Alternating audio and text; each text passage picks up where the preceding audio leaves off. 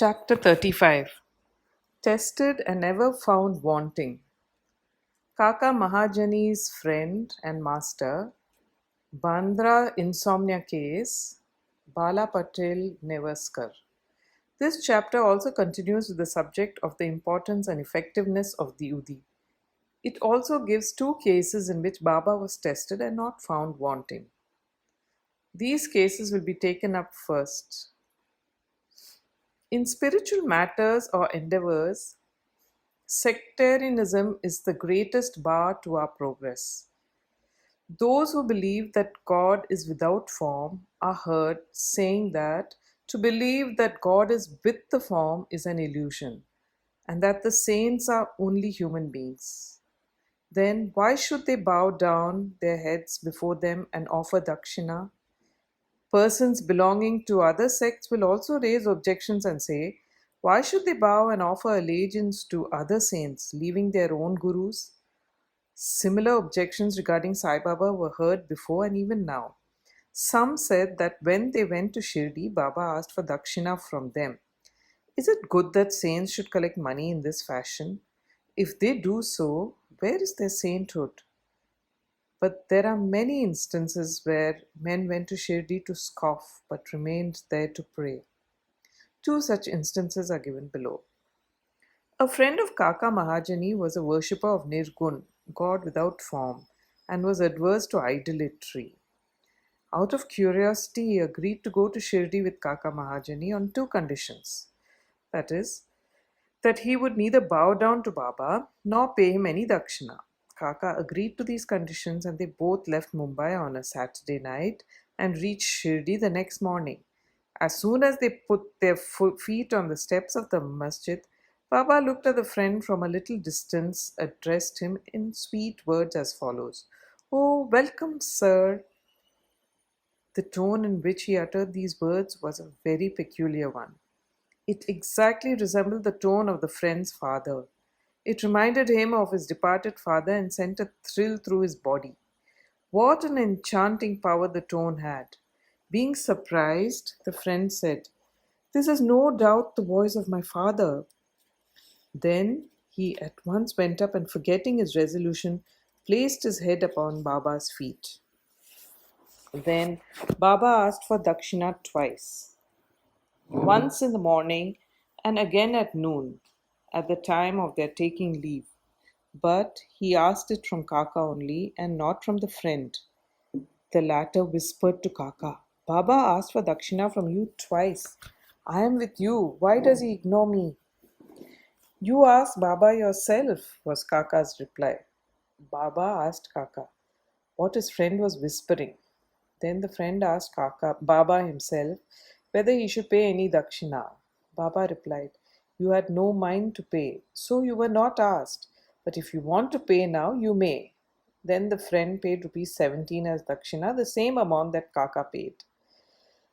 Baba then addressed him with a few words of advice. You destroy the Teli's wall, that is the sense of difference between us, so that we can see and meet each other face to face. Then Baba allowed them to leave. Though the weather was cloudy and rough, Baba assured them of their safe journey, and both of them reached Mumbai safely. When he reached home and opened the door and windows of his house, he found two sparrows dead on the ground, and one just flying out through a window. He thought that if he had left the windows open, two sparrows would have been saved, but thought again that they had met their lot and that Baba had sent him back soon just to save the third sparrow. Kaka was the manager in the firm of Thakkar Dharamse Jetabai, a solicitor of Mumbai. Both the master and the manager were on intimate terms. Mr. Thakkar knew that Kaka would often go to Shirdi, stay there for some days and return, when Baba permitted him. Out of curiosity, Mr. Thakkar decided to go to Shirdi with Kaka during Shimga holidays. As Kaka's return was uncertain, he took another man with him for his company. The three started together and Kaka bought 2 seers of raisins, that is dried grapes with seed, on the way for presentation to Baba. They reached Shirdi in due time and went to the masjid for darshan. Baba Sahib Tarkad was also there. and Mr. Thakkar asked him why he came there. For darshan, Thakkar replied. Mr. Thakkar asked if miracles took place there. Thakkar replied that to see miracles, was not the concern. The earnest intentions of the bhaktas were satisfied here. Then Kaka prostrated himself before Baba and offered the raisins to him. Baba ordered them to be distributed. Mr. Thakkar also got a few of them. He did not want to have the raisins as he was advised by his doctor not to eat them without washing and cleaning them. So he was in a fix. He did not want to eat them, nor could he reject them. To keep up formalities, he put them into his mouth, but did not know what to do with the seeds. He could not spit them out on the floor of the masjid, so he pocketed them against his wish. He then said in his mind that if Baba was a saint, how could he be ignorant of his dislike for the raisins, and how could he force them on him? When this thought arose in his mind, Baba again gave him some more raisins. He could not eat them but held them in his hand. Then Baba asked him to eat them up. He obeyed and found to his surprise that they were all seedless. He wanted to see miracles, and here was one. He knew that Baba read his thought and, as per his wish, converted raisins with seeds into seedless grapes. What a wonderful power! Again, to test further, he asked Thakkar, who was sitting by and who also got some raisins, "What kind of grapes you got?" He replied, "The variety with seeds." Mr. Thakkar was still more surprised to hear this. Then, to confirm his faith further, Thakkar thought in his mind that if Baba was a real saint, the raisins should now be given to Kaka first. Reading this thought also, Baba ordered that distribution should be commenced from Kaka. These proofs were sufficient for Thakkar. Then Shama introduced Mr. Thakkar as the master of Kaka, upon which Baba said, "How could he be his master? He has got a different master altogether." Kaka appreciated this reply. After forgetting his resolve, Thakkar saluted Baba and returned to the Wada. After the noon aarti was over, they all went to the masjid for taking Baba's leave for their departure. Shama spoke for them. Baba then spoke as follows. There was a fickle-minded gentleman. He had health and wealth and was free from both physical and mental afflictions. But he took on needless anxieties and burdens and wandered hither and thither, thus losing his peace of mind. Sometimes he dropped the burdens and at other times carried them again. His mind knew no steadiness. On seeing his state, I took pity on him and said, "Now keep your faith on one place you like. Why roam like this?" Thakkar at once understood that this was an exact description of himself. He wished that Kaka should also return with him, but no one expected that Kaka would be allowed to leave Shirdi so soon. Baba read this thought also and permitted Kaka to return with his master. Then Baba asked Kaka for ₹15 as dakshina and received it. He said, "If I take 1 rupee as dakshina from anybody, I have to return tenfold to him. I never take anything gratis. I never ask anyone indiscriminately. I only ask and take from him whom the fakir, my guru, points out. If anyone is indebted formally to the fakir, dakshina is received from him. The donor gives, that is, sows his seeds, only to reap a rich harvest in future. Wealth should be the means to work out dharma. If it is used for personal enjoyment, it is wasted. Unless you have given it before, you do not get it now. So the best way to receive is to give. The giving of dakshina advances vairagya or non-attachment, and thereby bhakti and dhyan. Give one and receive tenfold. On hearing these words, Mr. Thakkar himself gave ₹15 in Baba's hand, forgetting his earlier resolve not to do so. He thought it was good that he came to Shirdi as all his doubts were solved and he learned so much.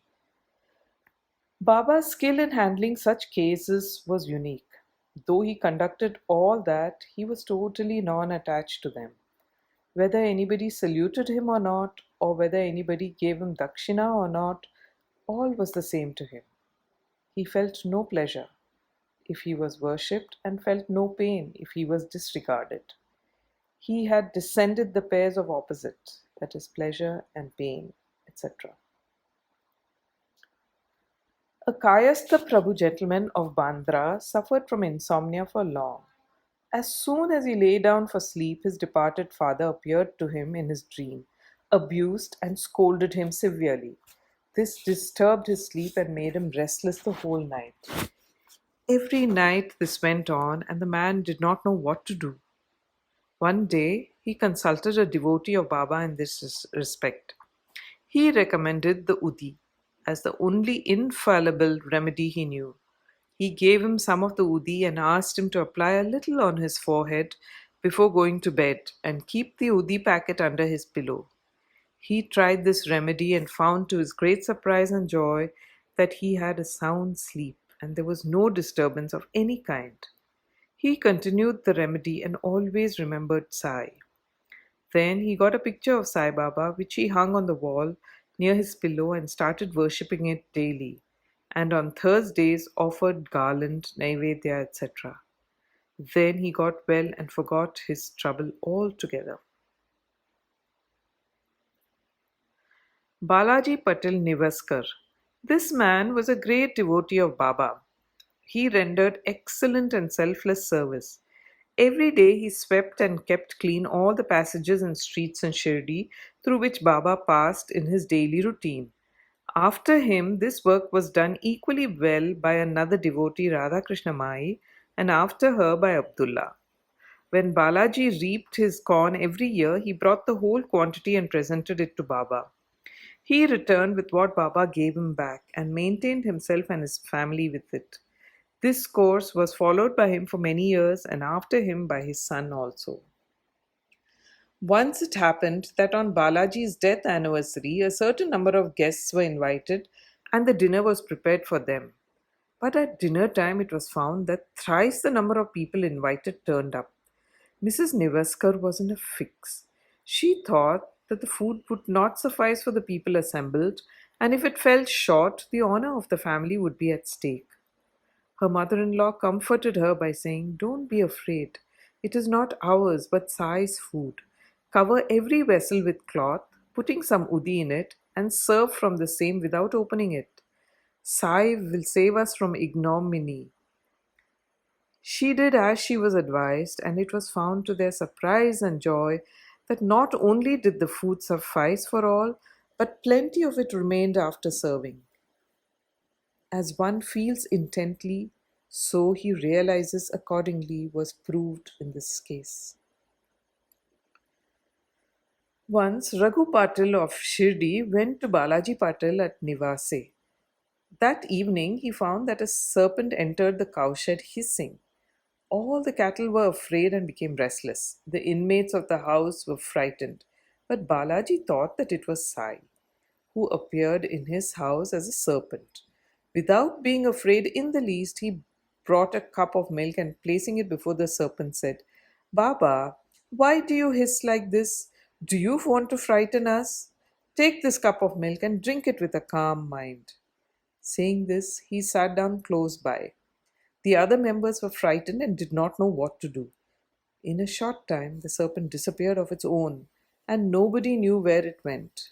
It was not found, though a thorough search was made in the cowshed. Balaji had 2 wives and some children. They sometimes went to Shirdi from Nivase for taking Baba's darshan. Then Baba bought saris and other clothes which were given to them with his blessings. Bow to Shri Sai, peace be to all.